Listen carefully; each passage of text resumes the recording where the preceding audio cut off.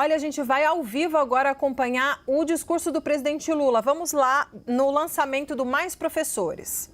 Pensando, encontrei uma do Ataúfo Alves, a música famosa da professorinha.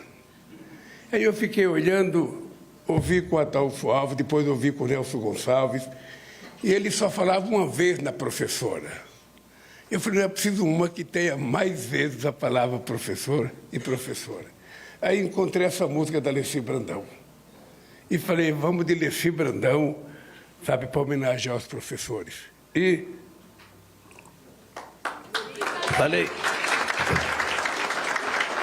falei para a Janja, coloca isso aí, manda o Stuka preparar para a gente poder homenagear os professores.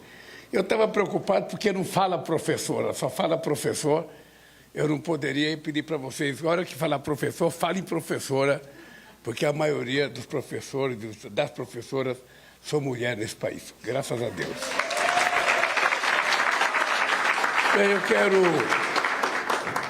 cumprimentar o meu querido companheiro Camilo Santana, ministro da Educação, meu companheiro general Amaro, ministro do Gabinete Institucional, nossos companheiros deputados federais e deputadas, Rafael Brito, presidente da Frente Parlamentar Mista de Educação, e quero cumprimentar Dorinaldo Malafaia, do PDT do Amapá, e a professora Luciana Cavalcante, do PSOL de São Paulo.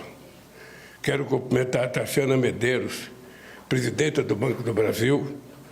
Quero cumprimentar o Helena Araújo, presidente da Confederação Nacional dos Trabalhadores de Educação, cumprimentar o Vitor de Ângelo, presidente do Conselho Nacional de Secretários de Educação, cumprimentar o Alessio Costa Lima, presidente da União Nacional dos Dirigentes Municipais de Educação, a Manuela Mirera, presidente da União Nacional dos Estudantes, e quero cumprimentar os representantes professores da 5ª região do país, Silvio Almeida, de Licínio de Almeida, Bahia, que falou, Marilisa Aparecida Simões, Cascavel, Paraná, Adriana de Souza, Itatiba, São Paulo, João Tadeu Maia Júnior, Sobradinho, Distrito Federal, e Alessandra Pinheiro Tavares, de Boa Vista, Roraima. Bem, meus companheiros e companheiras, os dados que o companheiro Camilo mostrou no PowerPoint demonstra que o Brasil, durante muito tempo, não teve nenhuma responsabilidade de cuidar da educação desse país. Se a gente for olhar a linha do tempo, esse país tem 525 anos de descoberta e esse país só tem praticamente 105 anos da sua primeira Universidade Federal, atrás de todos os países da América Latina. É importante lembrar que em 1920, quando nós criamos a nossa primeira Universidade Federal, a chamada Universidade Brasil, que se pegou um monte de faculdade que existia no Brasil e se criou a Universidade Brasil porque o rei vinha de Bruxelas para visitar o Brasil e um rei tinha que receber título de doutor honoris causa. Então se criou a universidade pensando em dar um título para o rei e não pensando na educação do povo brasileiro. E eu de vez em quando fico me perguntando por que tanto menosprezo à educação desse país. Por que tanto menosprezo na formação do nosso povo? Por que tanto menosprezo quando a elite brasileira sabia que nenhum país do mundo iria se desenvolver sem que antes tivesse investimento na formação do nosso povo? É a formação intelectual do nosso povo, a nossa formação profissional, que faz com que o país possa crescer economicamente, que faz com que o nosso país possa crescer culturalmente, que faz com que o nosso país possa ter competitividade e qualidade nas coisas que ele faz. Fora disso, nós seremos um país que nunca seremos levados em conta. E é por isso que eu acho muito estranho, e queria que vocês compreendessem, que quem está falando tudo isso é um cidadão brasileiro que não tem diploma universitário e que possivelmente de todos que estão aqui seja o que menos frequentou um banco de escola.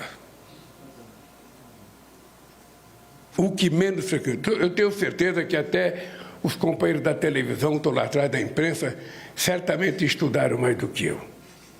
Eu, depois de estudar só 4º ano do ensino fundamental naquele tempo, porque depois você tinha que fazer o ginásio, eu fui fazer um curso no Senai para aprender uma profissão e me tornar torneiro mecânico. E é exatamente por essa razão que eu tenho uma obsessão pela educação.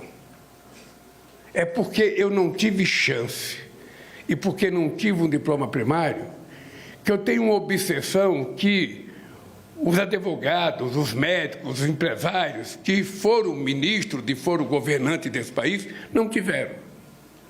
Porque certamente eles já tinham se formado e certamente os donos de engenho mandavam os seus filhos estudar na França, na Inglaterra, nos Estados Unidos, na Espanha, em Portugal. Então, a educação do povo não era necessária, porque o povo tinha que cortar cana, tinha que carpinar, tinha que colher café, que era o que a gente fazia até metade do século passado. Então, para que formar esse povo?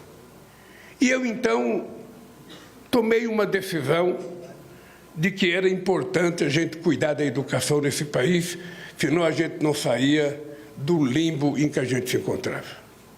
Tive sorte de ter, até antes do Camilo, o melhor ministro da Educação do Brasil, que foi o companheiro Fernando Haddad, e o companheiro Camilo entrou com a missão de que ele teria que ser melhor do que o Haddad, portanto, teria que fazer mais. Essa é a tarefa dele.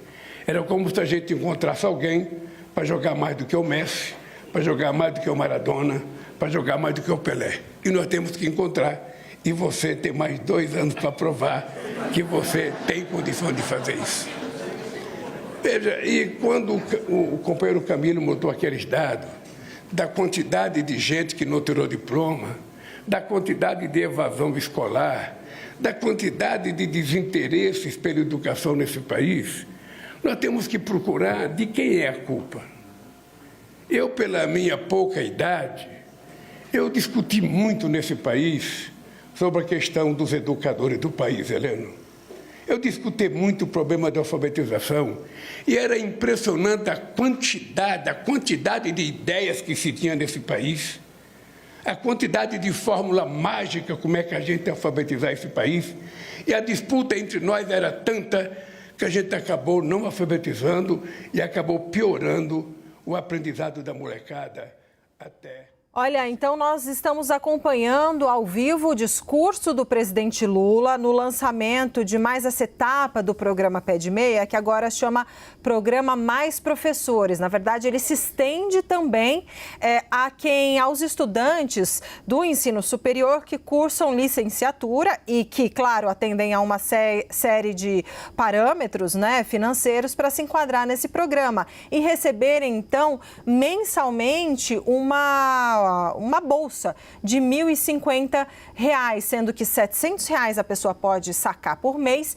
e os outros 350 vão sendo depositados em uma poupança e quando ele concluir o curso pode retirar. Assim, quando começar no mercado de trabalho, já tem ali, né, um ponto de partida financeiro, uma poupança para começar e se aventurar no mercado de trabalho. Só rapidinho eu gostaria de destacar no trecho que a gente ouviu o presidente Lula falando que Fernando Haddad, que hoje é ministro da Fazenda e já havia sido ministro da Educação em governos anteriores de Lula, ele tinha sido o melhor ministro da Educação do Brasil. E disse que Camilo Santana, que é o atual ministro da Educação, ele disse que deu a missão de que Camilo fosse melhor do que Haddad, teria que fazer mais do que Haddad, jogar, é como se colocasse alguém para jogar mais que o Messi, mais que o Pelé, mais que o Maradona, e aí virou para o Camilo Santana e disse, olha, você tem mais 2 anos para mostrar isso. Gente, fica de olho em 2026, viu, porque tanto Haddad quanto Camilo, se Lula não for candidato, são nomes aí